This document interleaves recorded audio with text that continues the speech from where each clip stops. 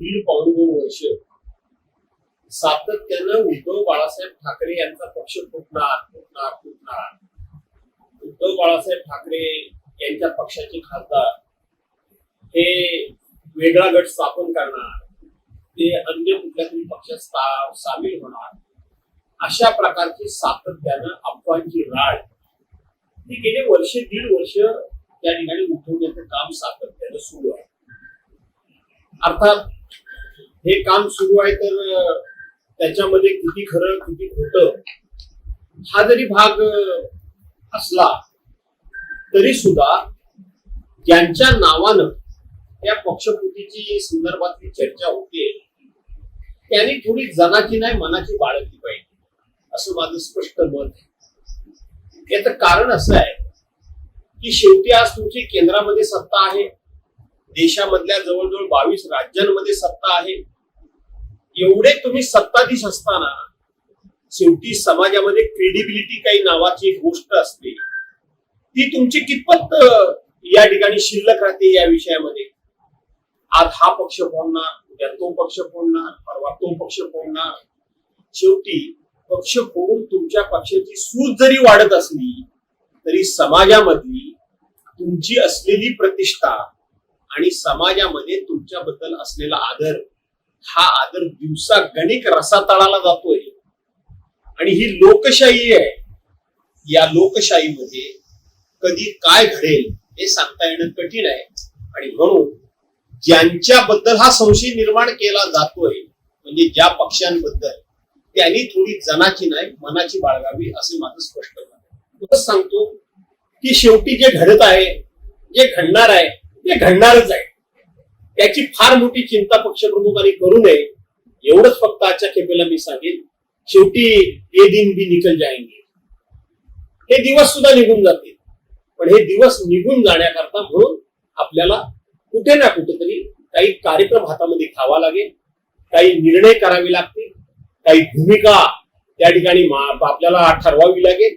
आणि म्हणून मी आजच्या दिवशी पक्षप्रमुखांना एवढंच सांगेन, उद्धव साहेबांना, की डरो मत, बिल्कुल डरो मत. जो होने वाला है वो होने ही वाला है. जो हो रहा है वो हो ही रहेगा और जो होने वाला रहेगा वो भी होता रहेगा. चिंता मत करो. संदर्भातलं मी बोलतोय. पक्ष फुटतायत, ते का फुटतायत ते मी तुम्हाला सांगितलं. अरे पक्ष फोडणाऱ्यांना थोडी जनाची नाही मनाची तरी असली पाहिजे ना. हा त्यातला महत्वाचा मुद्दा आहे.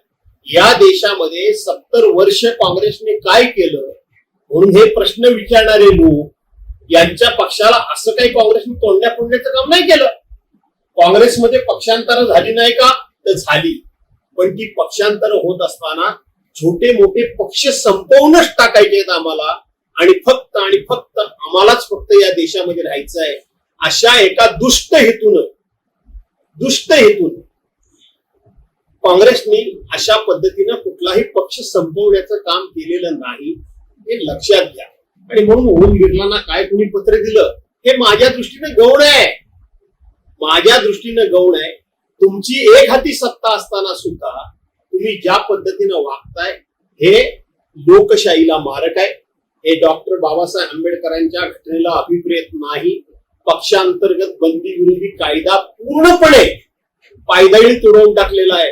मला तर वाटतं, माझं आव्हान आहे की या सरकारला की हा पक्षांतर्गत बंदी विरोधी कायदा तुम्ही संपवूनच टाका.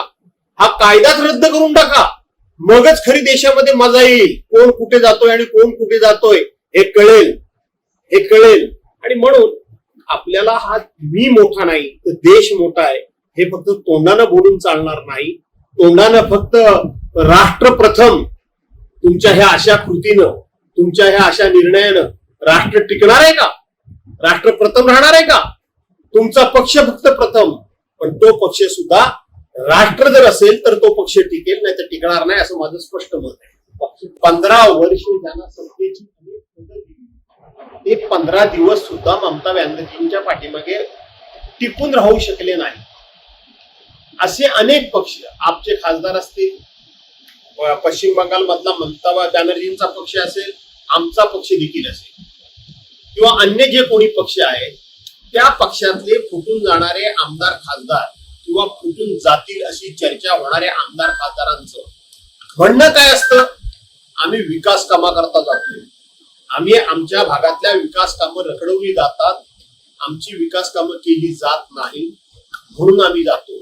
आमच्या नाना तऱ्हेच्या चौकशीनं आमचा ससा मिरा सुटत नाही. या नाना तऱ्हेच्या चौकशांमुळे आम्ही हैराण झालेलो आहोत. आम्हाला कौटुंबिक सुख शिल्लक राहिलं नाही म्हणून आम्ही जातो आहोत. यातला एक तरी असा पक्ष किंवा एक तरी फुटून जाणारा जो कोणी आमदार खासदार आहे तो असं म्हणतोय का की आम्ही ज्या पक्षामध्ये जातो त्या पक्षाची आयडिओलॉजी आम्हाला मान्य आहे, त्या पक्षाची विचारधारा आम्हाला मान्य आहे, त्या पक्षाचं नेतृत्व आम्हाला मान्य आहे, त्या पक्षाच्या नेतृत्वाचा जनाधार आम्हाला मान्य आहे, असं कोण म्हणतं का? कोणी म्हणत नाही. विकास कामांकरता जातोय किंवा ज्या काही चौकशी एजन्सीच्या मार्फत आम्हाला छळलं जातंय त्या छळापासून सुटका करण्याकरता म्हणून आम्ही जातोय. काही लोकांनी सांगितलं की जेलपेक्षा भाजपा बरा, काही लोकांनी सांगितलं की निवांत झोप लागायची असेल तर तिकडे गेलेलं बरं. याचा अर्थ कोणीही विचारधारेमुळे जात नाहीये, तर केवळ आणि केवळ छळवादापासून आपली सुटका व्हावी. मग ती मतदारसंघातल्या कामांची असेल नाही तर वैयक्तिक चौकशांची असेल. या छळवादाला कंटाळून लोक जात आहेत, याचा विचार कोण नाही तर या देशातल्या जनतेनं करावा असं मी आव्हान